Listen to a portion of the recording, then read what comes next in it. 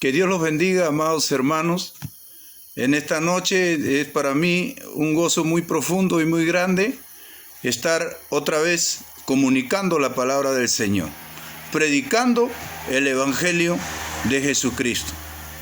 Los saludo a todos mis hermanos y a todas mis hermanas, ¿por qué no? A los pastores también de las diferentes congregaciones que nos están sintonizando también o viendo de repente a través de los videos que estamos colgando en YouTube y también en Facebook. Estamos en esta noche deseosos de predicar la palabra del Señor y lo queremos hacer en esta noche en el capítulo 10 de Lucas. Capítulo 10 de Lucas, versículo 25 hasta el 37. Vamos a resumir todas estas enseñanzas y queremos que usted no solamente abra su Biblia, sino también tenga un cuadernillo para poder anotar los diferentes pasajes o los diferentes versículos o capítulos que estamos tomando de estos estudios bíblicos que estamos haciendo todos los martes. Estamos aquí en Tingo María predicando la palabra del Señor. Ya son 6 años que trabajamos en la obra del Señor, en este lugar, predicando incansablemente, yendo a los hospitales, aún en tiempo de COVID, amén, a orar por los enfermos de repente de coronavirus, de cáncer, de diabetes, de diferentes enfermedades que se están dando por causa del pecado. Y nosotros queremos en esta noche, gloria a Dios, hablar de la situación que se está, como se dice, agravando en el mundo entero. ¿Por causa de quién? Muchas personas dicen, ¿por qué Dios castiga a todos los seres humanos del mundo entero? Dios en todos los tiempos ha castigado. No solamente en estos tiempos, castigó también en el tiempo de Noé, castigó también en el tiempo de Abraham, cuando fue destruido Sodoma y Gomorra, ¿verdad que sí? Y seguirá castigando, muchas veces con exilios, muchas veces con cautiverio, muchas veces también con enfermedades y muchas veces también con guerra. Tiene diferentes géneros de castigo para corregir al hombre. El castigo no es para matar, el castigo es para corregir. Si la persona que está siendo disciplinada o corregida por Dios no se arrepiente, pues ahí está el problema. Y comienza, como se dice, a agravarse la enfermedad o el juicio que Dios le envía por causa del pecado, por la consecuencia de su maldad. Y entonces llega la muerte. El castigo es castigo, como usted lo escucha. Pero la Biblia dice que la paga del pecado es muerte. Y entonces cuando el pecador no se arrepiente, lo que le espera es la muerte y después de la muerte, el infierno. ¿Verdad que sí? Nosotros tenemos que estar claros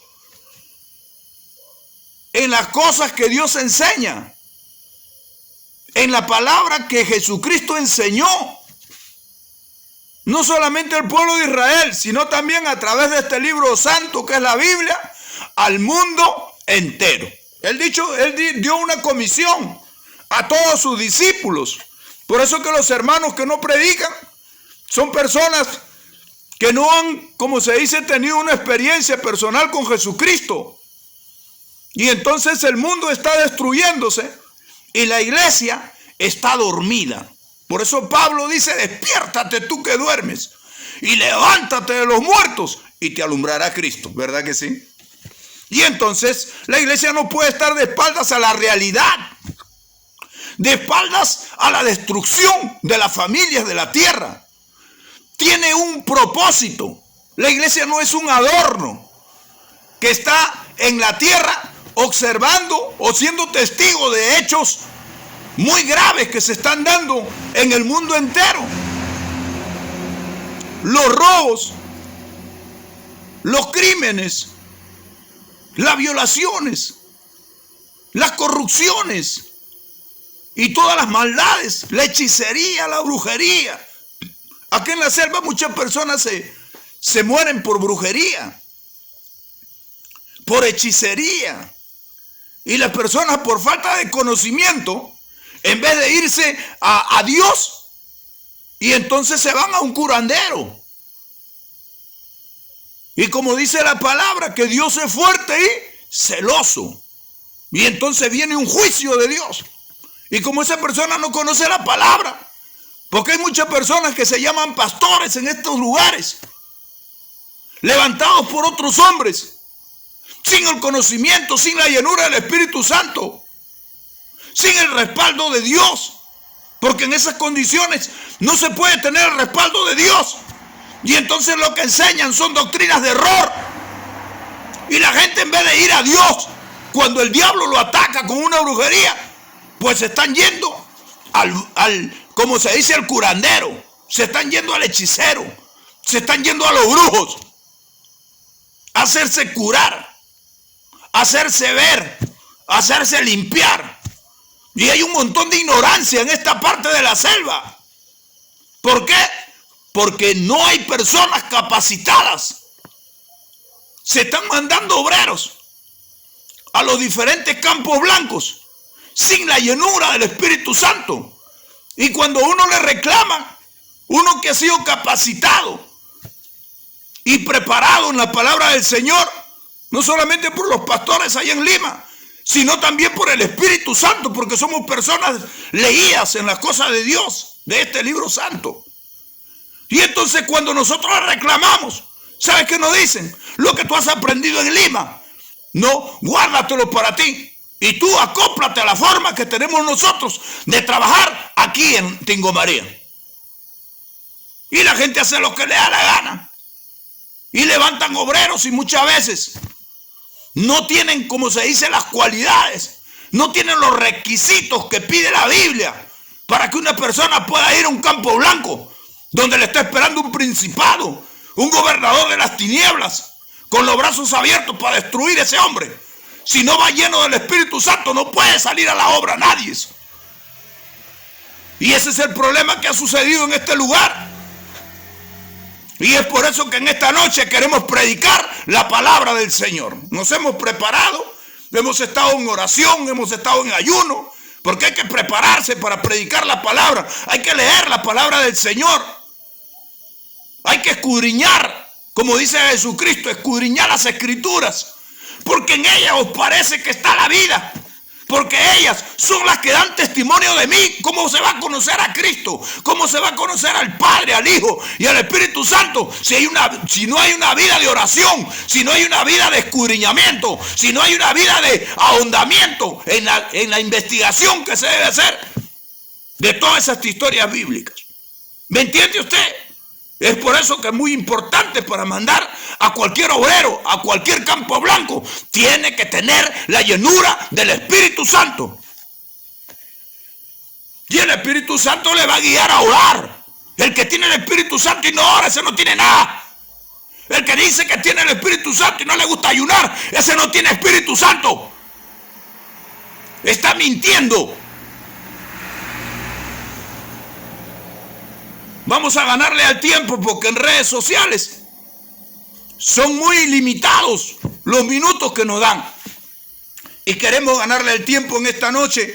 Y queremos ir al capítulo 10 de Lucas, versículo 25 hasta el 37. ¿Qué cosa dice la Biblia? El buen samaritano. Eso es lo que quiere el mundo. Que haya buenos hermanos, que haya buenos pastores, que haya buenos, como se dice, ministros, que haya buenos cristianos, ¿verdad que sí? ¿Quién no quiere ver una persona que obedezca a Dios y que tenga una conducta, como se dice, aceptable en la sociedad? ¿Verdad que sí? Eso es lo que queremos hacer. Eso es lo que quiere Dios hacer. Pero la gente se ve en busca de plata y se corrompe cada día. Y es por eso que no hay frutos en esos árboles torcidos, que se llaman pastores, que se llaman ministros, que se llaman reverendos y que se llaman oficiales y que se llaman ministros ordenados. ¿Y qué están haciendo? ¿Qué testimonio le están dando a las almas? Otros pastores saliendo por las redes sociales denunciándose unos a otros y tirando al suelo la imagen de la iglesia, la imagen de la obra que Jesucristo la ganó con su sangre. Si no hay gente capaz y con autoridad para poder sacar la cochinada del templo como hizo Jesucristo, y entonces seguirán ocurriendo hechos delictuosos y asquerosos y corrompidos dentro de la obra del Señor. Por eso que el Señor Jesucristo dijo: mi casa es casa de oración y no cueva de ladrones. Hay que limpiar la obra del Señor, hay que orar. Mi oración todos los días delante de Dios: limpia tu casa, saca las ratas, las cucarachas, porque Dios mismo lo va a sacar si antes no lo mata.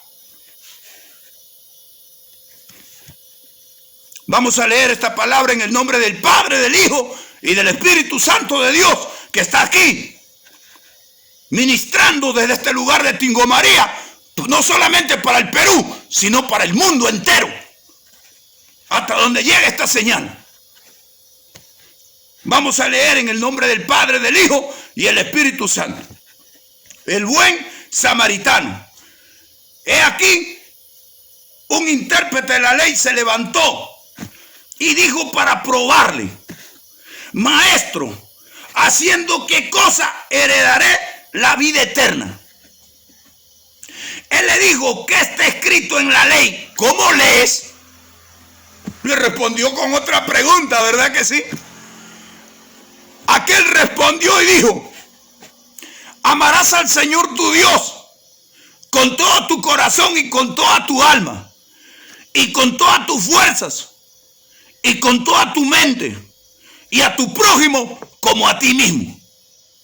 Y le dijo: bien has respondido, haz esto y vivirás. ¿Verdad que sí? Eso es lo que dice la palabra del Señor. Pero hay gente que lo sabe, como este intérprete, pero no lo obedece, no lo practica, no lo hace. ¿Verdad que sí? Y entonces el Señor le dijo: en teoría te pongo 20. Bien has respondido, haz esto y vivirás. ¿Verdad que sí? Hay muchos que en teoría se le tiene que poner 20, ¿no? Pero en la práctica 0, ni 0,5, 0. Pero él, queriendo justificarse a sí mismo, dijo a Jesús: ¿y quién es mi prójimo? Y entonces el Señor le sacó una historia verídica. Amén. Que él sabe porque él es Dios. ¿Verdad que sí? Y dijo Jesús, pero él, queriendo justificarse a sí mismo, dijo a Jesús: ¿y quién es mi prójimo? Respondiendo Jesús dijo: un hombre descendía de Jerusalén a Jericó y cayó en manos de ladrones, los cuales le despojaron e hiriéndole se fueron, dejándole medio muerto. Aconteció que descendió un sacerdote, que quiere decir pastor, por aquel camino, y viéndole pasó de largo. Asimismo un levita, que quiere decir ayudante de un pastor, llegando cerca de aquel lugar. Asimismo un levita, llegando cerca de aquel lugar, y viéndole pasó de largo. Pero un samaritano que iba de camino vino cerca de él, y viéndole fue movido a misericordia. Qué lindo. Y acercándose vendó sus heridas, echándole aceite y vino, y poniéndole en su cabalgadura, lo llevó al mesón y cuidó de él.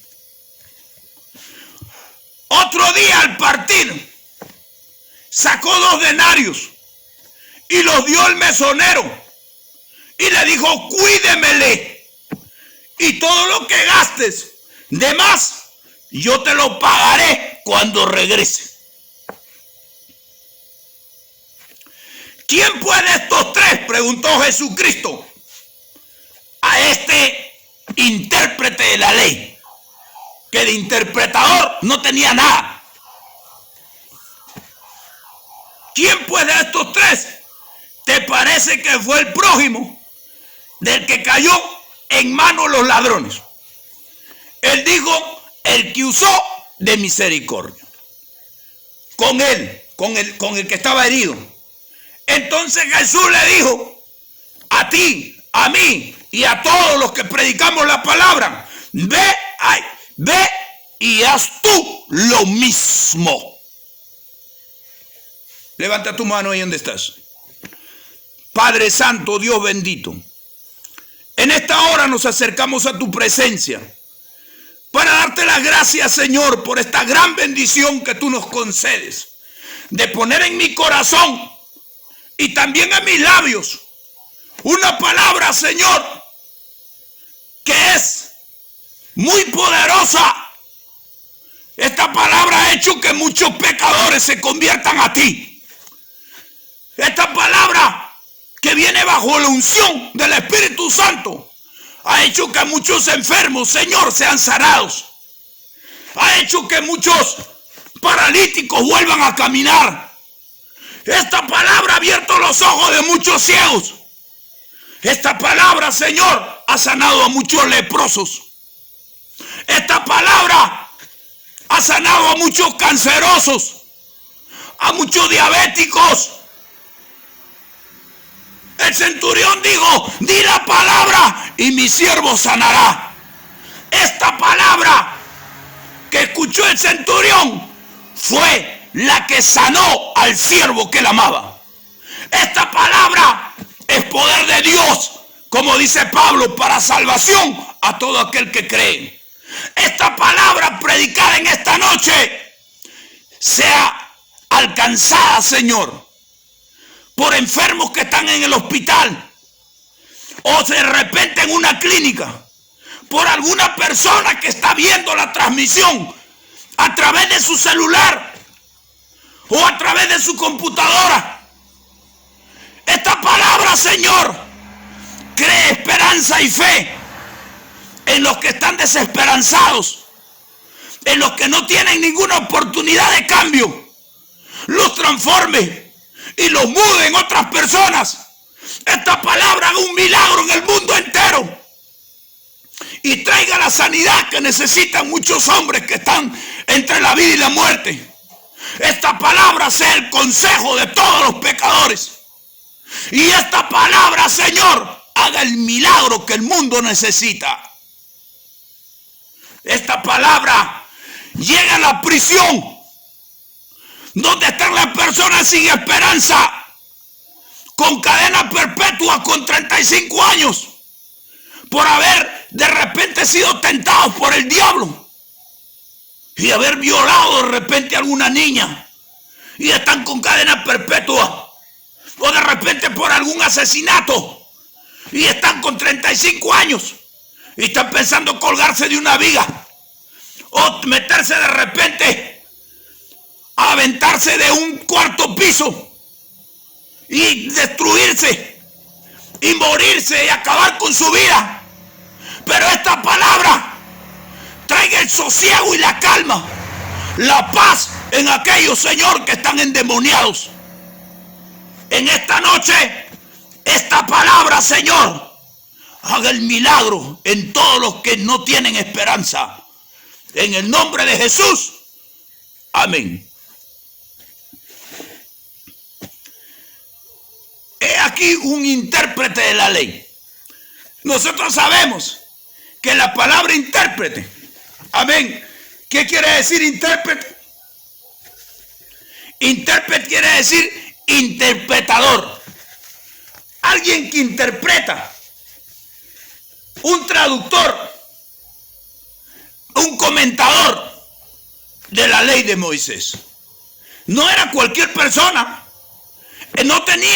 no ostentaba ese título cualquier persona dentro del fariseísmo, dentro, como se dice, de los sacerdotes que existían en los tiempos cuando Jesucristo vino a esta tierra. Él apareció en el escenario de Israel y encontró que la gente estaba caída en el pecado y subyugada por una nación gentil. Sabemos que Roma había conquistado y había subyugado y esclavizado a toda la nación juntamente con sus autoridades. Y la gente estaba caída en muchos pecados graves. En Israel habían miles y millones de personas que conocían la ley de Moisés. Que la ley de Moisés en uno de sus mandamientos dice: no adulterarás. Pero cuando la gente cae de la gracia de Dios, teniendo cargo o no teniendo cargo, este hombre tenía un cargo que ostentaba. Era un intérprete de la ley que conocía la palabra al revés y al derecho. ¿Verdad que sí? Pero una cosa es la teoría para Dios y otra cosa es la práctica. ¿Verdad que sí? Vamos poniendo las dos cosas en la mesa para que usted sepa por qué Dios se desagradó de Israel y los entregó en las manos de sus enemigos. Porque el pecado es motivo de juicio. El pecado es motivo de castigo, de azote. La Biblia dice que Dios al que ama castiga y azota a todo aquel que toma por hijo. ¿Verdad que sí? Y este era el pueblo de Dios. El pueblo que Dios había sacado con brazo extendido y mano poderosa de Egipto. Y les había dado pan y les había dado, como se dice, carne. Les había dado agua. Les abrió el mar rojo para que ellos se escapen del ejército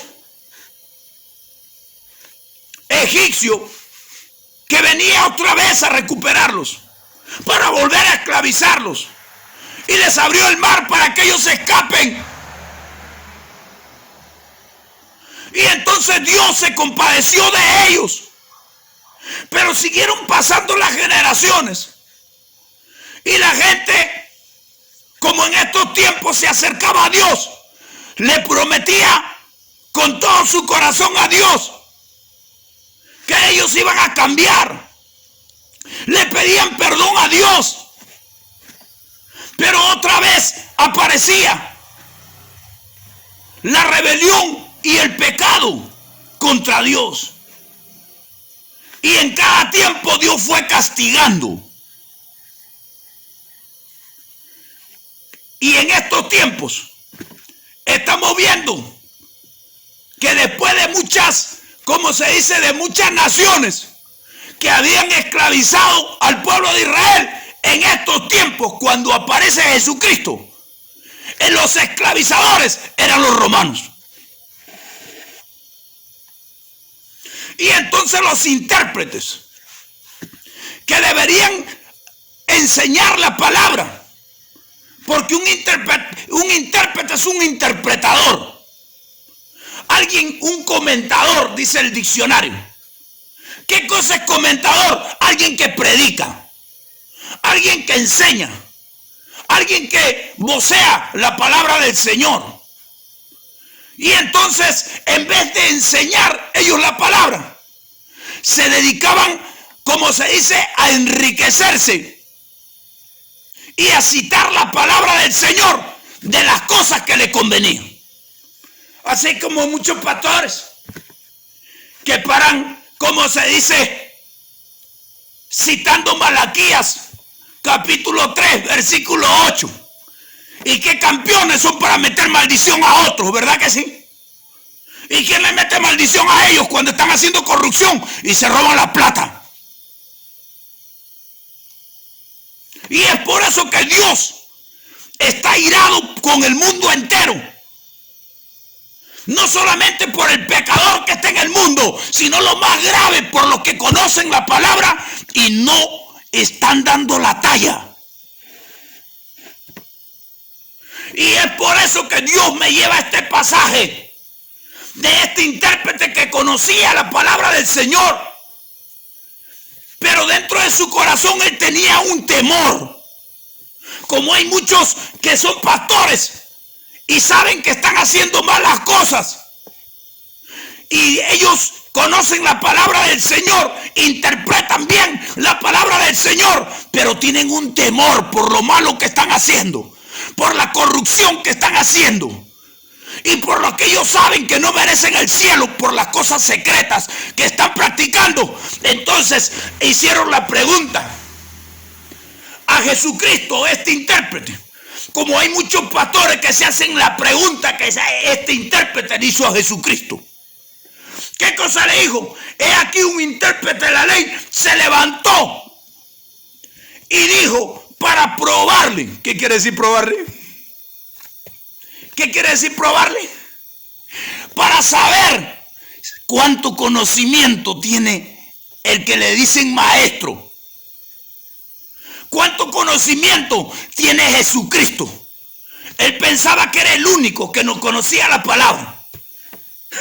Y como Jesucristo andaba por ahí enseñando de repente otros temas, y de repente haciendo milagros y haciendo sanidades, este dijo en su mente, él será campeón haciendo milagros, será campeón sanando a los enfermos, será campeón abriéndole los ojos a los ciegos, será campeón haciendo caminar a los paralíticos, pero más campeón que yo no es. Y como él era intérprete, él dijo, voy a demostrarle quién soy yo. Como hay muchos petulantes por ahí, hay muchos que se creen sabios y sesudos, y entonces él quiso probarle. He visto que hace sanidades y hace milagros y resucita muertos y le da vida, le da vista a los ciegos y limpia a los leprosos. En eso puede ser campeón, pero en la interpretación de la ley de Moisés nadie me gana, dijo este intérprete. Y entonces habían dos sentimientos encontrados en este intérprete. Uno que se creía campeón en la interpretación de la palabra, como muchos pastores, y otra que dentro de su corazón, por lo malo que él practicaba y que Dios lo sabía que no merecía el cielo sino el infierno. Y entonces comenzó, como se dice, a probarle. ¿Y qué cosa le dijo? Lo primero que sacó a relucir era la pregunta que él temía.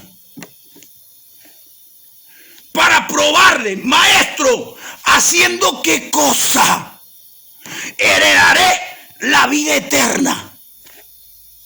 ¿Haciendo qué cosa? ¿Buscando riquezas en este mundo? ¿Abusando de mi prójimo y de los creyentes dentro de la iglesia? ¿Robándome los diezmos y las ofrendas? ¿Haciendo qué cosa? Heredaré la vida eterna. Y mira lo que le responde el Señor Todopoderoso. Él le dijo, ¿qué está escrito en la ley? ¿Cómo lees? O sea que él no le respondió lo que él quería saber, sino que le hizo recordar como intérprete que él sabía la palabra de Dios y que tenía que repetirla. Y le sacó el conocimiento que él tenía para hacerle recordar con su mismo conocimiento lo que todo ser humano y todos los que tienen cargo y los que no tienen cargo tenían que hacer. ¿Y qué cosa le dice? Aquel respondiendo dijo, amarás al Señor tu Dios con todo tu corazón y con toda tu alma y con todas tus fuerzas y con toda tu mente, y a tu prójimo como a ti mismo. Y queriendo justificarse, acá dice la Biblia, y le dijo el Señor, ¿sabe qué cosa le dijo el Señor por toda la teoría que él le recitó? ¿Sabe qué cosa le dijo? Bien has respondido teóricamente. Pero ahora practica, le dijo, haz esto y vivirás.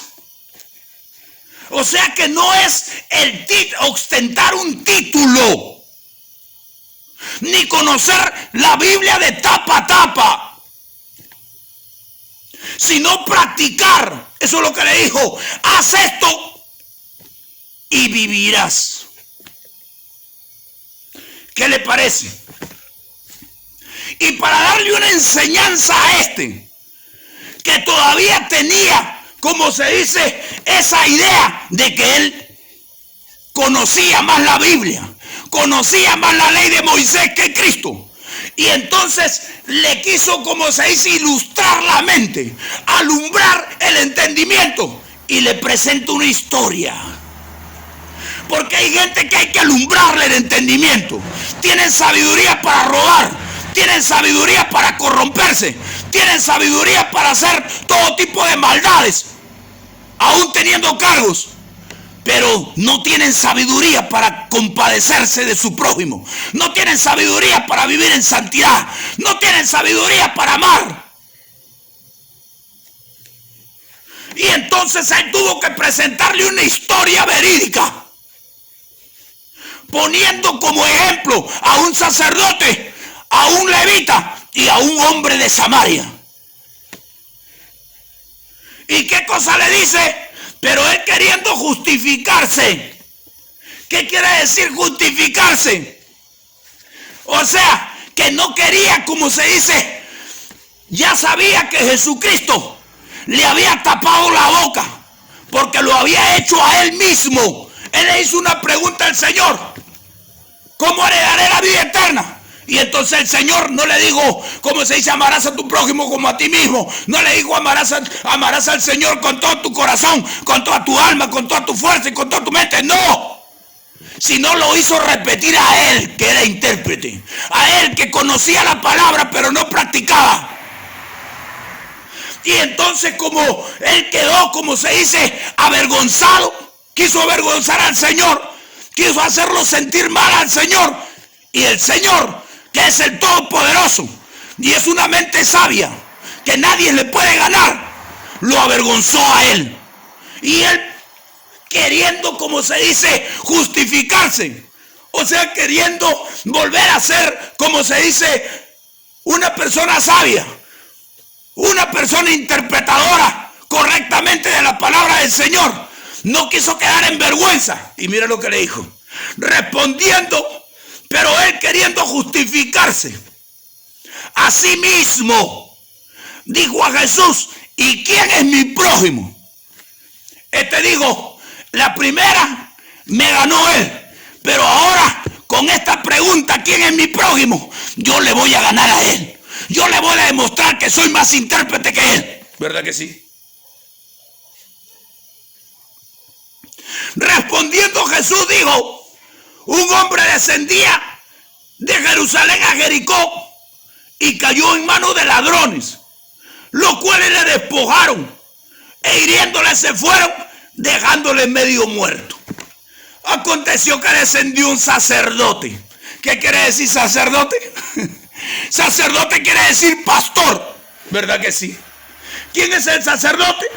El sacerdote era representaban al pueblo de Dios delante de Dios, ofreciendo sacrificios y orando a favor del pueblo. Los levitas servían como ayudantes de los sacerdotes de la familia de Aarón, cada uno según su oficio y según su cargo. Normalmente empezaban sus funciones a los 30 años, luego los 25 y luego los 20 años, como la de ministrar en el servicio y tener el cargo de la obra en el tabernáculo de reunión. Ese es el sacerdote y ese es el levita. ¿Verdad que sí? Pero ¿de qué vale que tú ostentes un cargo? De cualquiera que sea, si estás vacío de lo más principal. ¿Sabes qué cosa dice Juan? En el libro de Juan, en primera de Juan, capítulo 4, versículo 20 al 21. Si alguno dice yo amo a Dios y aborrece a su hermano, ¿a quién ha visto? Si alguno dice yo amo a Dios y aborrece a su hermano, ¿qué cosa es? Tenga el cargo que tenga, es mentiroso. Pues el que no ama a su hermano, ¿a quien ha visto? ¿Cómo puede amar a Dios a quien no ha visto? Y este es el mandamiento que tenemos de él. El que ame a Dios, ame también a su hermano. Tenemos el testimonio de muchos hermanos que han estado enfermos en un hospital y con sus lágrimas en los ojos me lo han contado a mí, que nunca su pastor fue a verlo al hospital. Cuando yo, como se dice, me entero de estas situaciones de insensibilidad, de estas situaciones de indiferencia hacia alguien que cumple, hacia alguien que ama a Dios. Y entonces yo me acuerdo de este pasaje del buen samaritano, porque hay que tener a Dios bien entronado en el corazón. No solo hay que tener cargo, porque hay personas que tienen cargo y ostentan cargos muy altos, pero están vacíos de lo más importante, que es el amor de Dios que tiene que haber en el corazón de todo creyente, y mucho más del pastor, que es la cabeza de la obra aquí en la tierra a la cual está representando. ¿Sabes quién es el pastor? El pastor es el ejemplo en amor. No hay otro en la iglesia, escucha acá, que pueda tener más amor que el pastor. Porque el pastor es el ejemplo. Cuando el Espíritu Santo le habla a las 7 iglesias del Asia Menor, ahí en Apocalipsis, no le habla de frente a los hermanos, sino le habla al ejemplo. Le habla al ángel de la iglesia, ¿verdad que sí? Se dirige a la cabeza, porque Dios es orden. Y Pablo dice, y hágase todo decentemente y con orden, ¿verdad que sí? ¿Quién está hablando por boca de Pablo? Está hablando el Espíritu Santo. Y cuando el Espíritu Santo, que está haciendo la obra en estos tiempos, ve que a los líderes de la iglesia le falta amor,